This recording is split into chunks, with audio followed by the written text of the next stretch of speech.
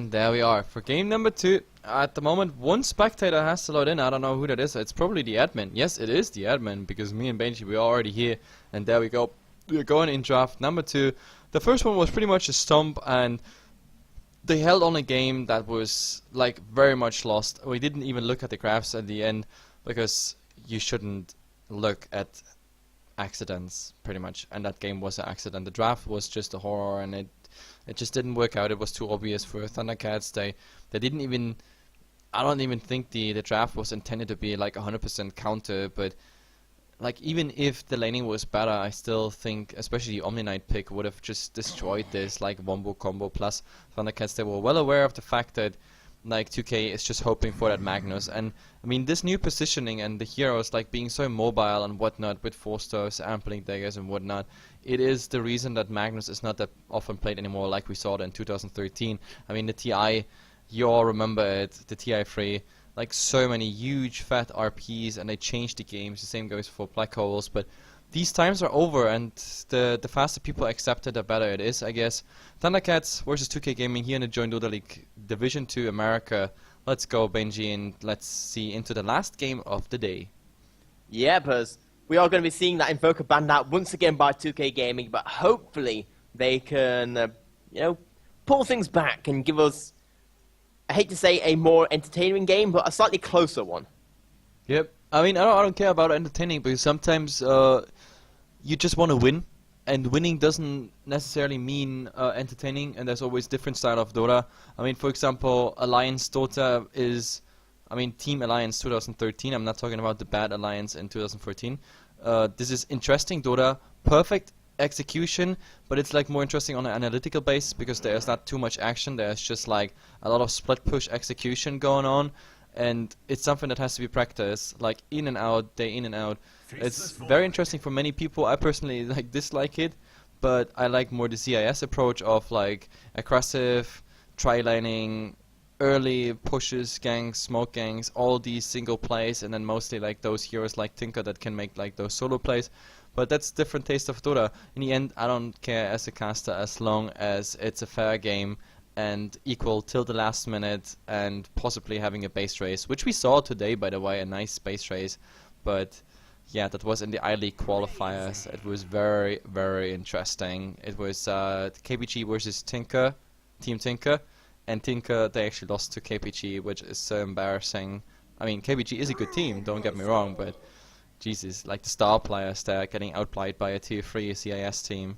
Well, as I would say that out of all of the, those tier 3 teams are trying to make their way to tier 2 and tier 1s, that I'd say KPG, among like KPG, BBC, teams like that, they are a lot better than teams that like to give them credit for. And Tinker, as much as they have the star player factor, let's face it, they haven't really played together a lot. They don't have that team synergy you often find in a lot of the higher end teams. And, as in, yes, I'd say it's an upset, but I wouldn't call it that surprising, per se. Yep, and we have to look at the draft. I mean, so far, pretty much along the mid, no crazy experiments coming out. 2K, I know the South Americans, especially the Peruvians, they still stick to Ancient Apparition, seen that many times in the last 2 weeks. Lycan, Doom, Invoker, and Death Prophet, okay. It's something new that the Death Prophet actually makes it into the first ban stage, so the Peruvians actually swapping. They're like going a bit off the meta, but then the respect ban of the Silencer, I guess, and I don't know, Faceless Void, and wow, wait, I don't understand. You have a Faceless Void and Ancient Apparition, and you ban the Witch Dog. Why? Well, I'm not quite sure. As in, I don't understand why he'd ban out the Witch Doctor just because of how good he is on your side. Exactly, that's my point. Why would you ban out the Witch Dog? It is just amazing. Like, Void, Chrono plus Witch Dog Death Ward, it's that combo. But I know maybe as a team they've had experiences with the Witch Doctor where they don't like it, but I'm not 100% sure just because of its... Witch Doctor is not a good support compared to a lot of other supports in the game. Yes, it's fine, he's viable and stuff, but at the same time, he's not what I'd consider premium support pick. As in, I'd go for Wraith King instead, or a Shadow Shaman, or any other hero that isn't a Witch Doctor.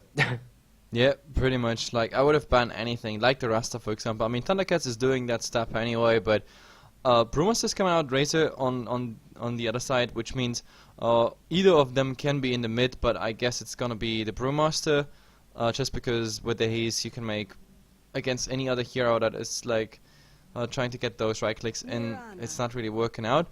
Wraith King Mirana combo, that's quite interesting. Easy to land the arrow with that combo. There's of course better synergy with other heroes, but this works just as well. The Mirana might actually be an offlaner, Brewmaster mid safe lane, Razor with a Wraith King stun, and the fifth one will be another support pick. Or maybe... No, yeah, it has to be. Or maybe this is support Mirana and they go for another offlane, which could be, for example, a Tidehunter.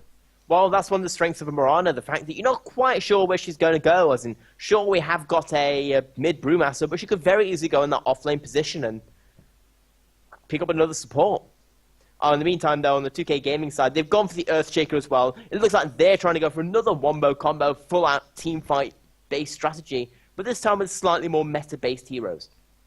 Yeah, it's closer to the meta. I mean, the Earthshaker is really nice for the early game. The laning stage is so much easier with the Earthshaker. If the Earthshaker really knows his business with the Fissure, then you can actually make a lot of things happen, because you can block the entire the entire lane, and there's no way the guy is coming back unless he eats like 100,000 little pinches from creeps and heroes, obviously.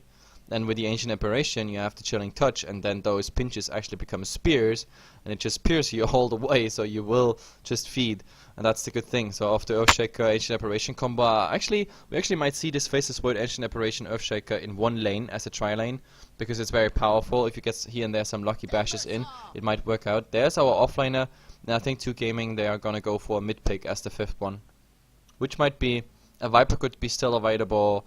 They could even go for a Tinker, because that would also have like sort of synergy against the Faceless Void. Then again, against the Brewmaster, it's kind of an awkward pick. Let's see. Yeah, but as in Timbersaw, he used to be popular a while back as an offlaner. Kind of fell out of popularity just because I feel as an offlane, he's not terrible. His main issue, though, is that he doesn't bring back games. He doesn't have that wow factor. He simply either wins more or doesn't really do that much. Yep, and I expected a Viper for 2K in the mid, and Thundercats had pretty much the same thought as I did, and they ban out the Viper. But yeah, Timbersaw, you said, I don't know, Timbersaw is something that you should play against Strength Fears. If there's a lot of Strength Fears, then obviously you want to play the Timbersaw. But besides that, it's just, I don't know, I never really liked that hero, and there's different builds. How can I say it? I mean, if we talk about a Timbersaw, for example, that goes for a Blink Dagger, then it actually might be quite powerful. And I mean, the good thing about it is, like Wraith King, for example, is a nice setup like for the Timbersaw, because even if he dies, you can have the Chakram already on top of it. So by the time he walks out of the Chakram, he's super slowed and got a ton of damage already. The Brewmaster, well, the problem is the Timbersaw can't really do anything against the Brewlings, because they are completely immune. So for that time, Timbersaw is not doing anything. The Mirana will just sleep away in a Razor. Well, he's pretty fast. Like, getting a Razor actually nuked down by the Timbersaw is quite some business. So I get your point. Like, it has to be a nice setup. But I mean, we have a Faceless Void, and therefore we have also a nice setup for the Timbersaw. So we have Ice Blast, Fissure, Echo Slam maybe as a pre-setup before the Chrono, or vice versa, and then the Timbersaw with a Chakram, and follow up Whirling Death, maybe into Chains. It's an interesting damage combo.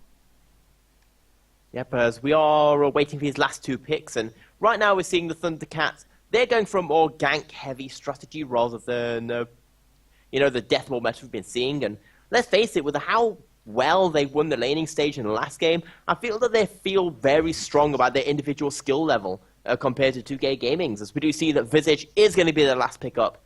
A support that kind of fell out of popularity once he got nerfed with his move speed, his Grave Chill, making him harder to go ganking around. But that does tell us that Mirana is probably going to be their offlaner. Yeah, I mean, the Soul Assumption is still real. It still exists. It still does a ton of damage. And considering we have an Earthshaker, Ancient Apparition, even the Faceless Void, unless he's backtracking it, it's still strong, but look what they go for a Sniper. I mean, a Sniper is cool with a Chrono, but again, 2K Gaming, they have one big ultimate, and if that one fails, the game is just not going where it should be, and that's the problem. I mean, last game we saw pretty much 4 hoping for 1 RP, and now we have a game 4 hoping for 1 Chrono. So the strategy didn't change, it's the same approach, just different picks. Yeah, but it's mostly that, I would say, as we are going to be going right into this game. Looks like there's not going to be any first game pauses, as we do have here on 2K Gaming. They are 1 game behind, they need to bring things back. We do have Tinky playing on that Earthshaker, Marshall, Hat on the Faceless Void, Krieger, Hyphen on the Ancient Apparition, MSN Forever, Less Than 3 on the Timbersaw, and 994 God, Hyphen on the Sniper. I love how you do every sign in the name. That's just amazing. Anyway, on the other side we have Mirana with Chrysalid, Guanzo on the Wraith King. Behind him there's Salin on the Visage. I'm really curious how he's gonna play that one. DK, who owned on the Silencer last game here, is now playing the Brewmaster. And I always love like when you have like heroes that, or like players that actually have a name that is like a hero. If I say DK, then everybody's like, wait, what is he talking about? There's no DK in the game. But no, like DK is playing Panda. That's pretty funny, but yeah. Reality is the last one to introduce. It is Razor here, and so far he's gonna be solo, and we're gonna have an aggressive try here in a very interesting lane, to be honest. It's a stun, a setup, stun, slow, into arrow, into Soul Assumption, into Starstorm, into, of course, all the right clicks. This is what's possible at level 2, but even at level 1 with just the slow, just the arrow and the Ray Fire Blast, could be something happening. I don't know in what order they want to do it. Maybe they want to have the Ray Fire Blast as a setup, or maybe they want to fish with the arrow first and see if we hit something. But of course the Void, you need at least level 2 Time Walk to get the hell out of there. With level 1 you don't get far, and they might actually chase you. On the other side we have a also interesting lane. Problem is the Sniper can't really do anything. He went for headshot first, and with Ancient Apparition there's not much coming out except for the Chilling Touch. But let's see. I mean, the Earthshaker has to place a perfect Fisher, otherwise it's just not working out. Yeah, but I will say this laning stage is a little bit favorable for... Oh, in the mid. Look at this. There's the Thunderclap coming out. This is enough. This is the first blood. Like, perfect arrow. Like, instead of applying the pressure here in the bottom lane, trying to get the first blood there, like a roaming Mirana with an on-spot arrow. Easy. And look at Tinky. Tinky worked his way through here, almost. Like, used all the tangos. Like, I mean, if you use the entire stack of tangos, you might as well buy something. But oh, nice Fisher, blocking the entire way up. He's going on maximum. But this is exactly what I don't understand. This I just don't understand. If he would have picked up a Chilling Touch here, like that is, oh, nice arrow here on the Sniper. But let's see if that's actually enough. He doesn't have any boots. Soul Assumption flying behind. Yes, it is enough, but they get at least a return kill. But of course, his own Fisher is now blocking him in. He's like panically walking around, and the second Soul Assumption just finishing the job. So a 2-for-1 trade. But back to the topic and why I disagree with picking up like Cold Feet. For me, this is a complete pop pickup. If you take the amount of attacks they had, the Sniper, he actually attacked the Razor 4 times, and the Ancient Apparition was in range to dive even a tower, get maybe 2 attacks in. If he would have picked up Chilling Touch, that would have been 5 attacks with 50 plus damage. If you look at how much the Razor survived with 200 HP, and you take all the damage in consideration, the Chilling Touch would have been the first blood. Or, I mean, not the first blood even in that case, but the kill on the Razor. So he went instead for the Cold Feet, which is, yeah, minimal damage. It didn't proc, and I don't know, this is just the choices I don't understand. And Cold Feet on Ancient Apparition is so old school. An arrow flying, hitting completely on the Sniper. So far, a Fisher not coming in. Oh, the right clicks are missing, but Soul Assumption from the side. Sailing just finishing in. That Sniper's second death. And even that Ice Vortex won't do anything against it. And those arrows really have been on point, as in, especially the first one. It was basically threading a arrow through a needle hole. There's a idiom somewhere like that. It was good. It dodged a bunch of creeps. It missed. Yep, absolutely. And well, it's a bad start for 2K already. Like, I mean, we have to look at the mid if there at least something is going. I mean, Timber fed the first blood, so obviously the Brewmaster is a bit ahead in level. Actually, they're quite similar in XP, because I guess the Panda went for the rune. So Timber saw with the MP bottle, haste rune on the Panda, one more level, and he actually could go for a kill. When it comes to CS, we have 13 and 1 against 21 and 4, so we can call this lane 1 as well. This is first blood, this is a bit XP ahead, the rune control, and of course like 10 or more CS ahead. Bottom lane, Void 16 and 0 versus a 22 and 5 Guanzo here. Offline Wraith King, just the same story pretty much. As you see, it looks like on top they're going in again. Reality gets stealing a whole bunch of damage from Sniper. In fact, stealing all his damage, going for even more kills. The arrow is going to nail him. And the arrow picks, Razor picks the second kill right there. Yep, and they might even go for more. This is a triple kill. Yep, all three of them are going down. That was perfect execution. Like super, I don't know, this is level 2 maximum damage stone, and 98 is the maximum on level 2 which you can get from Static Link. And easy go, and he just soaked the Sniper try and killed the Ancient Aberration with it, and then the arrow nailing it down, and as the last survivor the Panda rotated in. With the haste rune, he's super fast back, and he's even using the ultimate, and there it comes, Boulder Toast coming out, like all that damage. He has one chain, it's actually going quite far, but of course the problem, the Panda is much faster. Second Boulder Toast, he will have it, and yes, it's interrupting him directly in it, but does he have enough damage? Oh, the Fisher actually being good, but oh, does he actually make it? There's another chains ready on him, but he doesn't have mana. That's the problem. He needs to get close. There's the Sniper trying to block the way out, and now of course he has a problem. Some nice blocking coming in here and there, but he is just too fast. But oh, nice Fisher. This one is not enough. He's trying to block. No Unshot Totem, no headshot. This is, I don't know, why did the Sniper again not follow up there? I'm not 100% quite sure. I'm guessing they weren't expecting to get such a good Fisher, but they were like not expecting the Fisher to come out well, so they don't have trust in their own players. I mean, they're blocking the Panda in there like a complete cock block. A Panda 50% HP, a Sniper that could have just 2 hits or 3 hits, and I mean he has a 40% chance. So in 3 hits, the chance that he gets say the headshot is quite high. Of course, there was this one guaranteed last hit, but instead DK is now gonna get that kill on the Sniper, it looks, but no, there's a double rotation here. We have the Earthshaker as well as the Ancient Aberration trying to prevent that, but still, like 2K is just making too many strange decisions, starting with items, going over skills, but oh, I think he wanted to get that rune, and actually he gets it. Soul Assumption bringing him low, but it's not enough. He is actually invisible, so nice play coming out by him here. There is a Cold Feet and Chakram as well, but obviously Cold Feet not doing anything here.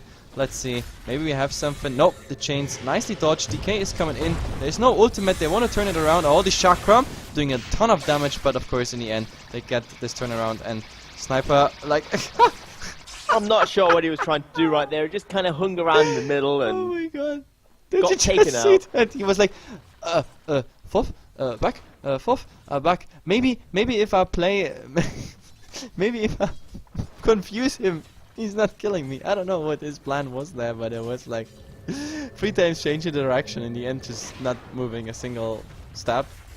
I don't know. It's I'm sorry. I think I have to highlight this too. This is just too hilarious. Yeah, Bazin, that was...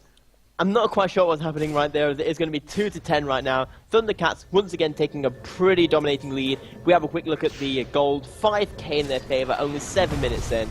This is the Panda has to be careful. Like, now he has to pop his ultimate before getting a Thunderclap off, but now Sniper already being stunned, and Sniper of course having really low HP. Now he's just boxed in, and the Fire Panda doing full damage. They don't even need to do that stun. They couldn't do the stun on the next hero already. That is the Void. The Void eating a full-time arrow. Might even end up dying here. The Panda really relatively low. Guanzo has his ultimate, so they gonna just slow him down. He's going really close to the ancient aberration, so he gets the follow-up stun. And there it comes, follow-up stun. It's all about them right clicks, and let's see. You gotta dive him under the tower. No enchant totem still. I don't know if he's gonna get him. The Vortex slowing him down. In the meantime, we have the Timbersaw actually getting the kill on the Mirana, which is good news, obviously. Nice Fisher here, but it's also blocking the Ancient Aberration in. And there, yeah, he finds him. Chakram on him. He's gonna lose his life here, probably, under the tower. Maybe the stun on the Timbersaw might actually do the trick, but yep, this is what I meant. The Whirling Death on the Strength Hero. Bad news, but Visage to the rescue. Soul Assumption kill number 1, and Soul Assumption kill number 2. Double kill, easy going, and now they just have to get the hell out of here. Yeah, but this is basically like a 6.8 kind of Visage we're seeing here, just getting a whole bunch of damage for the Soul Assumption. The arrow instantly takes out the Void. No Chronosphere for you. And like, everybody knows you never TP in front of a tower when there's a Mirana standing, especially not at daylight, especially not if there's 2 other heroes around who have 2 nice burst spells. So, arrow in the face, Soul Assumption, Thunderclap. I think that was the easiest and most foreseeable kill of all times. At this point, I'm not quite sure what 2K can do right now. As once again, they've lost all their lanes, all their cores aren't farming as well, and they're currently 4 to 15 down. This time, it's going to be the Void, not the Magnus. We need to do the magic. Oh, that arrow in the face. We have only 2 Starstorm, but it should be enough. Yes, it should be enough. This will be a second. Oh, leap forward. He's gonna get. No, it's not gonna proc, but he's getting that kill. Easy solo kill on a Mirana, and look at it. Now there's the rage ping by Tinky, by the Ancient Aberration, because that Earthshaker could have saved the Mirana. Like, there was a fissure. He could have done it, but he just didn't notice. To be honest, like, I'm not even kidding right now. Like, it took them really long to join the second lobby. To be honest, I think their captain had to convince them to play. And now that I see, like, Tinky refusing to, like, save the Ancient Aberration from the demise there, disbanding. But first of all, Ancient Aberration is back to business, and the first thing he sees is a Panda ultimate, and therefore he's gonna eat it. We have a Cyclone holding him in place. The Racer is super happy about it. Maximum damage incoming, and when he's back, maybe we're gonna see something change out. There is of course no Echo Slam, but oh, the first chrono of this game. Now there's the Sniper doing his amazing damage with the Aquila Ring, and so far Reality might actually go down. Yes, Strength PTs, but yes, he's going down. But the the Sniper is the revenge kill right after, and well, DK, he needs. Oh, he didn't use a bottle in between, so he didn't have that Thunderclap, but it should be still fine. There, the amazing Cold Feet level 1 are coming out, and the Panda is just walking away. So they finished diving on their tier 1 tower, decided to go pick it up eventually, and Thundercats continue to extend their lead, and right now you can just tell they're having a little bit of fun just running around, and 2K sadly just don't seem to be able to match up against the aggression we're seeing coming out from Thundercats. Yeah, I mean, Thundercats is just making much better plays and better item choices, better skill builds, and I mean, if a 1K Mirana just gets solo kills here, like a Mirana with just brown boots and freaking braces, that shows you something. But maybe now we see a go here. There's the Chakram on 2, nicely placed, but oh, that ultimate from the Sniper, it just didn't hit. Nice disjointed, and DK, they don't even have. Oh god, they don't even have any vision. Sniper is going down in the background, and that is a godlike for the Visage. He's really making sure he's getting all those kills. Stun on Krieger. The arrow is finishing it off. Chakram nicely on the Brewmaster. You gotta be a bit careful, and now Chakram is flying back. This time the Visage is also getting this. This is a beyond godlike. I can't even believe it. Now he was trying again with the Soul Assumption just to get it. Echo Slam. Tinky really wanted to. Maybe it's coming out. Oh yeah, it's coming out, but it's not doing anything. And Visage is getting another kill there. 11-0-5. He's having a fun game right now. With yeah, he's already got Battalion. He's going to be going towards his Aghanim Scepter pretty quickly, it looks like. What do you say, Banshee? You look at the graph. You think you want to do that? If I open it up, it burns. Yeah. 15k gold experience. 12 minutes in. I'm gonna guess if we had a stat person right now, they'd probably say there's a 100% chance. And there's not a single time this graph like somehow went in the other direction. It's like a slow progressive move. This is like I don't know, like watching the exponential procreation of bacteria or so. This is like ouch. But that's how it is. TC, they don't want to drag this game too long on, even though they were low HP and whatnot. They just stuck around and just went for the towers. The Void is still trying to farm, but he is like the hell far away from a Mask of Madness here. I was just checking the courier just to be sure there's no Mask of Madness recipe in, but this was a solo Void raid, if I'm not mistaken. I think it was. You can kind of see he started going for a Midas, but realized that that was never going to happen. Or maybe that's just a PT build. PT in mask, a Morbid Mask just to keep the lane presence, which is of course far too late, but well, maybe that was the approach. Either way, Roshan is going down, that's the logical consequence pretty much, and yeah, it's going down. The Aegis goes on Razor, because that's the funny part, Razor is actually the squishiest of all those heroes in TC's lineup at the moment, because we have a backup ultimate obviously for Guanzo, Blink Dagger as well. Brewmaster can save himself with the ultimate. Nobody can kill that Visage anyway unless he's really in the midst of everything. So giving the Aegis to the Razor is the logical choice here. The Mirana, well, he's a bit lucky to be honest. Last time I think that ultimate of Sniper, I don't know if he saw that or if that was just a leap out anyway.